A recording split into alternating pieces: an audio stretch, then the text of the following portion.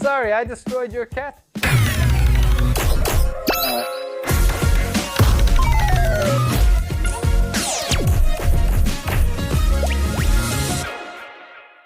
Today's professionals create stories, presentations and installations and communicate using art, which can provoke deep reflection. Get the popcorn ready. Let's talk to film directors and animators.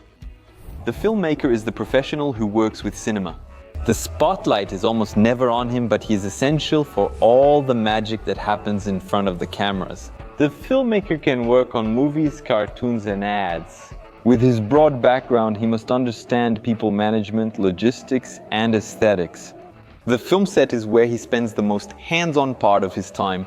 He coordinates the entire team, including video, sound, and venue structure, but the role also requires significant office work, because bringing a production to life takes far more time before and after filming than it does during actual shooting. Cut. It is done. Time until the movie is ready. Honestly, no one surpasses animation teams in that area. Videos consist of many pictures called frames, shown quickly in sequence. The frames. In an animated movie, each image has to be created, whether it's a drawing on paper, a three-dimensional model, or even with clay. The animator is responsible for that. Woohoo! No, not that animator, this one. He needs to use various artistic techniques to achieve aesthetic quality, but he also needs to understand anatomy to create more realistic movements for the characters. But besides the character, the animator can work with the background, with colors, with dubbing, basically with any part of the movie.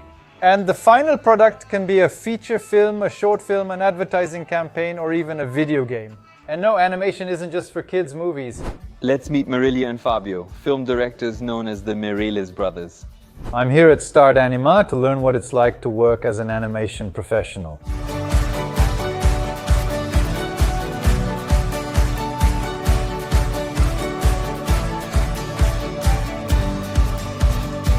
What are you doing this week?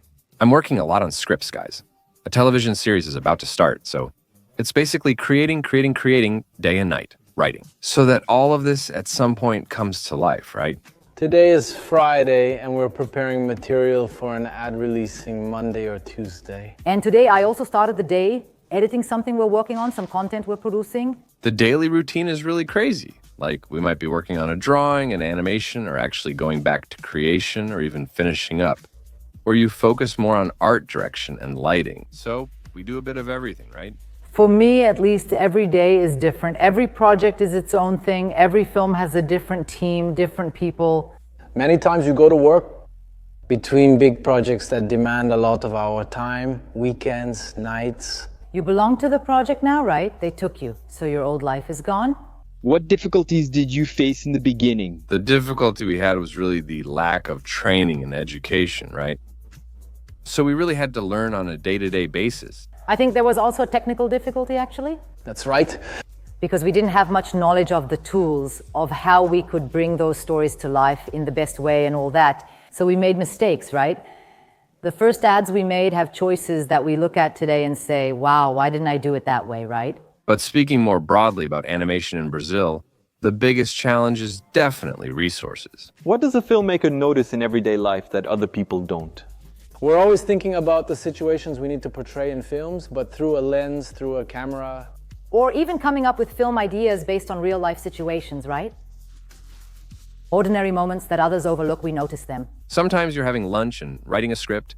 Sometimes you're traveling, and that really helps spark ideas. Sometimes you're just walking down the street. You observe what just happened and think, wow, I'm gonna put that gag. In an episode, this has happened so many times already. So does that mean a lot of real people from your life end up in your characters? Absolutely, we changed the names, but yeah, lots of real people. What's your educational background? I studied advertising and marketing. I also took another course more focused on cinema, but in a freer format. I graduated from the School of Fine Arts and Visual Arts. Later, I earned a bachelor's degree in printmaking, which was more of a specialization to explore other techniques, which is always great, right? I studied radio and television in college. After that, I studied journalism, which led to a master's degree in journalism, media, and so on. I didn't formally study film, but I've always been connected to audiovisual media. When we enroll in a formal program, school, college, educational centers, we undergo academic training. In this kind of training, much of the curriculum, content, and coursework is regulated by national curricular guidelines. These function almost like rules that determine what content must be taught and presented to students, typically set by government agencies. But just because the government sets these guidelines doesn't mean all programs are identical regardless of location. There are major differences among them, from the curriculum itself to how teaching is understood. Whether it's theoretical, historical, practical, avant-garde, modern, all of that matters. And part of choosing a course also involves deciding where you'll take it. There's a huge difference between what we have in Brazil and programs abroad. I definitely see that difference. After all, the United States is the dominant market in this industry as a whole. Back in my day, there were no animation courses, so I ended up choosing something more artistic. But today there are lots of great courses thanks to the internet. There are many excellent online animation courses, even ones offered by studios. Major studios like Pixar, Disney, and DreamWorks offer courses where you specifically learn to become an animator. But I think Brazil also has a lot of great stuff, seriously, a ton. Many people in Brazilian audiovisual come from advertising. Brazilian advertising is honestly among the best in the world. It's recognized globally as top tier. But again, it's a field where you learn a lot by doing. Sometimes you don't necessarily need a college degree to work in audiovisual media. At the School of Fine Arts, it was much more hands-on. There was plenty of theory, but we got our hands dirty every day. In radio and television college, the training is very practical, for example. My senior thesis project involved creating a fully functional television station that would actually broadcast on the UHF channels in the neighborhood where the college was located. In advertising college, that side is certainly more theoretical, especially, in fact, most colleges include this subject, but usually just for a semester or two. How does knowing the historical side, having perspective on the past, and understanding more theory help in your profession? I think anyone working in audiovisual media or cinema, anyone who wants to create something visual, needs references. They need to fill their visual repertoire with inspiration. The past is what built the foundation of what we do today, right? Contrary to what many think, even a fully three-dimensional film starts with a pencil. There's no getting around that. You don't necessarily need to know how to draw, but understanding art, especially having a foundation in art history, good taste, and so on, will always help. It'll always be an advantage. What other professions typically work alongside you? Dude, if you look at the degrees of people in this industry, you'll find professionals from every possible field. Animation isn't just animation. You have everything from concept artists, that's illustrators, screenwriters, and we can't forget voice actors. They give the characters their soul. There are so many roles involved, even lighting technicians, composers, Electricians, even architects. Machinists? Some people studied interior design and now work in art direction. What can someone do after graduating in this field? Start at a production company, maybe in production, as a production assistant. When you're on the production team, you see everything happen, so it's a great place to begin. And there are opportunities. I won't lie, it's not a massive market because it really depends a lot on networking, knowing people and asking for opportunities, asking to get in, asking for a chance. But once you're in and you deliver quality work, your chances of staying in the industry are huge. So the market has been growing a ton, and it's absolutely worth it. And it's well paid, so it's a great opportunity.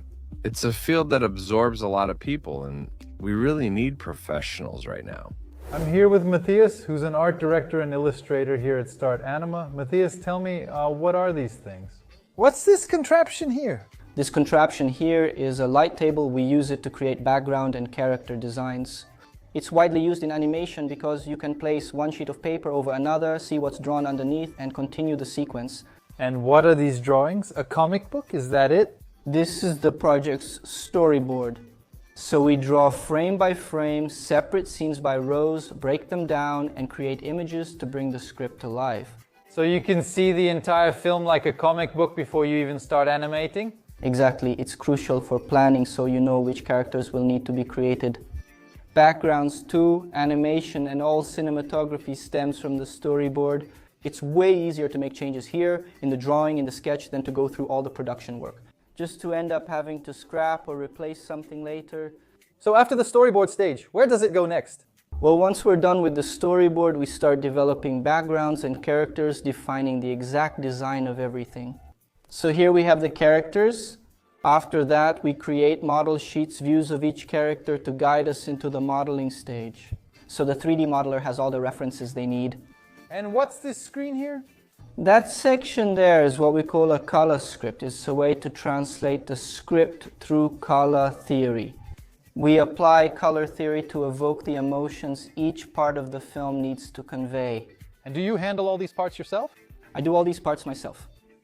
We work a lot on character silhouettes. That is, we first identify the basic silhouette and where these geometric shapes fit in. You shape the character using only simple shapes, and then gradually turn those shapes into something smoother. Exactly. Here, for example, we have a character. We roughly identify which geometric shapes are in there.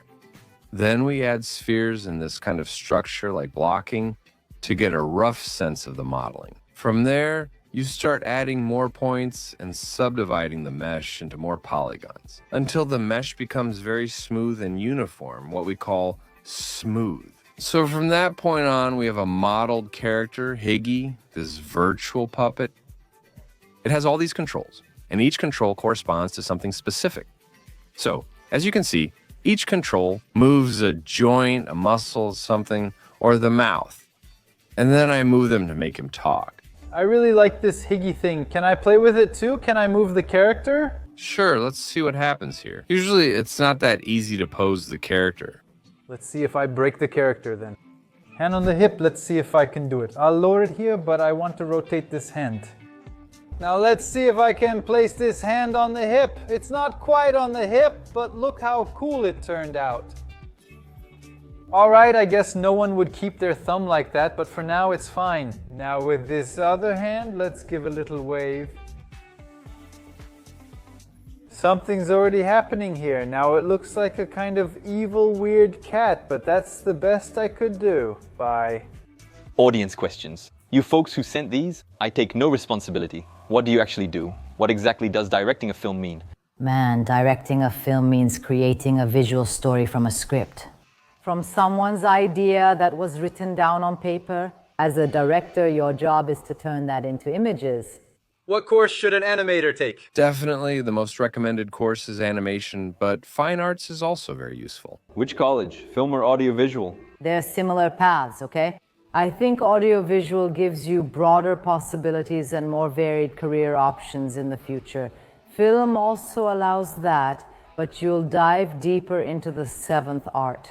If an animated film tells a sad story, is it still called animation?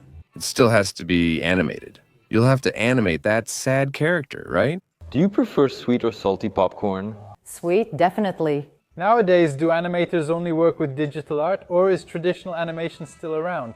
There's still a small portion doing it, right? Because nowadays, it's more expensive, very handcrafted and time-consuming. But the traditional style still exists and will never die. Even for 3D work, you still need to sketch thumbnails and do hand-drawn studies. How much freedom does a director have to change the story written by the screenwriter?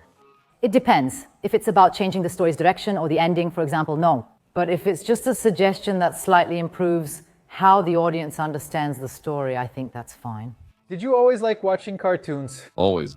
In fact, I still do, right? I've always loved it, always been drawn to images, creating sounds, making up stories, that sort of thing. What's the best way to start a career as an animator? By experimenting, trying things out, doing your own exercises. For example, I started by making my own short film, which, if you watched it today, my first one is really funny. It's really bad. But it definitely gave me a foundation to practice a bit of everything, you know? To learn directing, learn where to place things, and then you keep improving, right? So just start. Do you need a driver's license to direct a film? No driver's license, you need a DRT. The DRT is like a work permit. Let's say it's a certification showing you're qualified for that role, but it's not required to get started. If you have a phone in your hand and a story in your head, you can create. What are the main differences between animators, cinematographers, and game designers?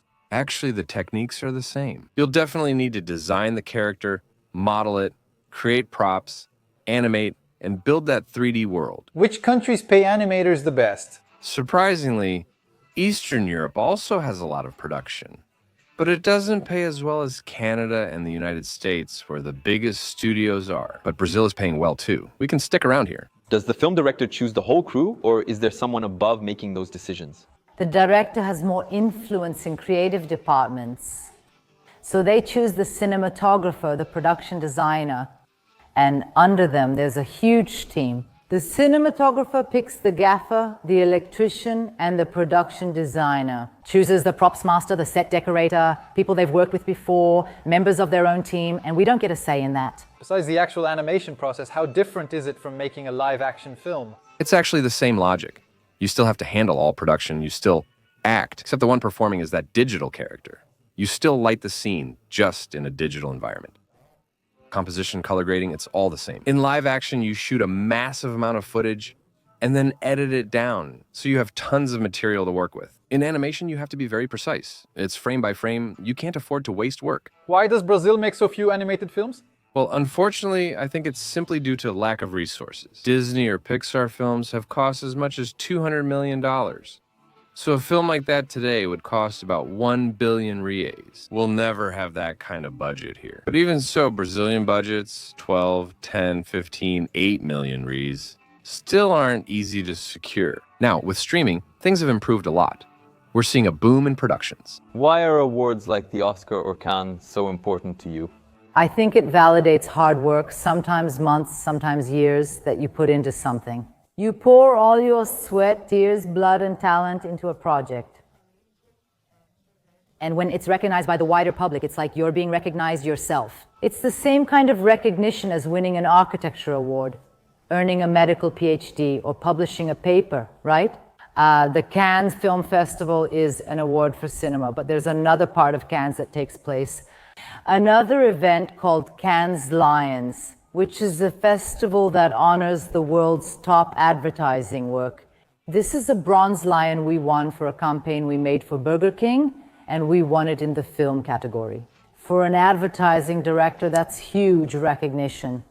What's the peak of the profession? Hollywood. Directing a film in Hollywood? I think the peak is getting your work into a prominent place, right? It could be an amazing series. An incredible series on Netflix, Amazon Prime, and so on. Creating a series. Yeah.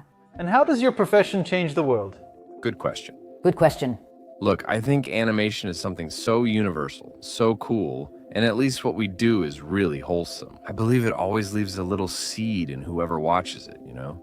Especially since we make stuff for kids, right? I think film helps you step out of your world and takes you into a parallel reality to show you beauty or just help you unwind. In the end, there's also the aspect of art. Making you think and pulling you out of routine, right? Now you can only answer yes or no. Have you ever been mistaken for a party entertainer? Yes. Do you read every name in movie credits? Maybe sometimes not, right? So no. Have you ever created a character inspired by yourself? Yes. Is there rivalry between directors and screenwriters? No. Did you draw animation flip books in the corners of your notebooks in school? Yes. Do you go to the movies every week? No. Have you ever thought about quitting and changing careers? No. Every day just kidding. Yes, I've thought about it. Is there a cartoon everyone loves but you don't? Yes. Have you ever pretended to like a movie just because it was trending? Yes. Is animation just for kids? No. Is every black and white film a cult classic? No. Would you choose to work in animation again? Yes. Would you choose to work in film again? Yes. Is Dragon Ball Z just yelling? No. Do you watch superhero movies? I do. Do you miss TV Globinho? No. Are there films better than the books they're based on? There are many films whose books I've never read, so I'd say yes. I'm Samuel, I'm 21 years old. When I was in technical school, they launched Manual Maker, now they are launching the Computer Saga and studying software engineering. So it's pretty obvious I might have been influenced, right?